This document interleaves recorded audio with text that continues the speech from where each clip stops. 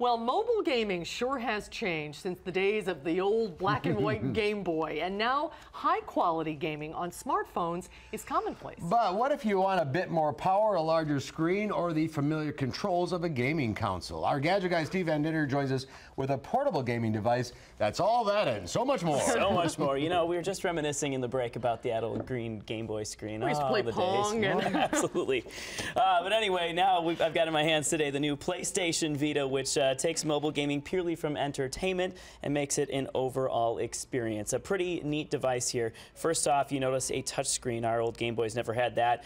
This also has two joysticks on it, a D-pad like you have with normal gaming systems, other buttons. You got front and back, and even, you can't really tell here, but this is a back touch screen. Some of the games can actually be made to interact from the back as you're holding the device. You can actually control some of the gameplay that's going on there. So that's pretty cool. All powered by a quad-core processor and has a 6-axis motion detector in it as well. So that means you can do a whole bunch of things with this that haven't even been developed quite yet. So this is a 5-inch touchscreen, as I showed. Pretty neat. Runs on a proprietary operating system made by Sony, or by Sony. Hold her down there. Hold her down there. There we go. And you'll see the screen looks pretty awesome no matter what angle you're looking at. So you're not going to get that have it blur out on you no matter what, sitting in the back seat of the car as you're rocking it back and forth.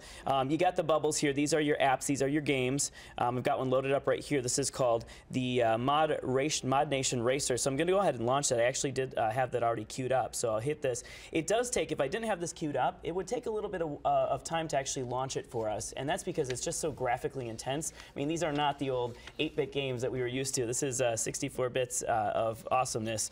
And so, so if I go ahead here and play, you'll see you've got 3D gaming, and it's hard to play from upside down, but you can just see it's definitely something that's going to keep your kids busy and even teens and young adults for quite a while. A lot of fun games to play. At launch, there were 25 games specifically made for the Vita, and you can actually connect to the PlayStation App Store, which allows you to download an additional 275 PlayStation portable games, which also work on the Vita. And keep in mind, like I said, these are some graphically intensive ones. So it's not something you're going to play and then turn off your gaming system and pop it up in between class or something. It might get a little bit boring because you do have to wait a while for it to pop up. So this is something that if you got a half hour, you got 20 minutes to play, it's definitely going to be worth it. As I mentioned, there's other features as well. You've got the PlayStation Store, which has access to all sorts of apps. In fact, Skype just said using the front and rear camera, they're going to be able to allow you to do video Skype chatting over this later this month. So that's going to be cool. It's not a phone. We don't It's not a phone, no, but it does have 3G wireless capabilities. If you get the one with the 3G option, that's through AT&T.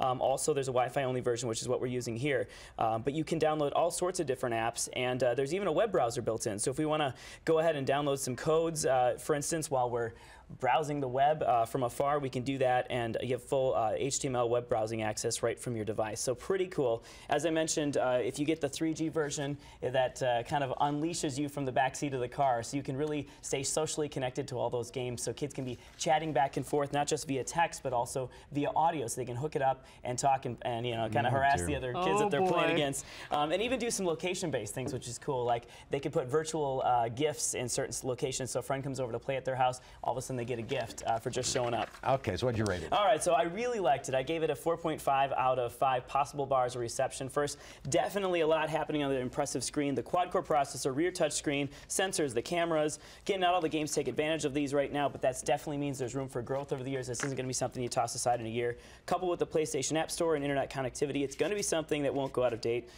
If you get the AT&T version, that's 3G. It's going to run exclusively on AT&T. You have access then to the multiplayer action, as well as kind of the social connection from anywhere. The only minor downside I see, the amount of time it takes to load those individual games, meaning you're not going to just pop this up for a few minutes and then put it down. And the proprietary nature of the App Store means if you buy an app for here, you're not going to be able to drop it over on your smartphone or vice versa. Okay. But, overall, very solid gaming system. Plenty of bells and whistles, plenty of options for the future. You can find it at most major retailers for $249 for the Wi-Fi only version, $299 for the 3G version through AT&T, and the data plans range from $15 a month all the way up to $50. You actually said this one will not go out of date. Well, it's not going to go out of date for a while. Let me tell you that. I probably could have said that about the Game Boy at the time, too. Yeah, right. Thanks, Steve. Thank you, Lots Steve. of fun. We'll be right back.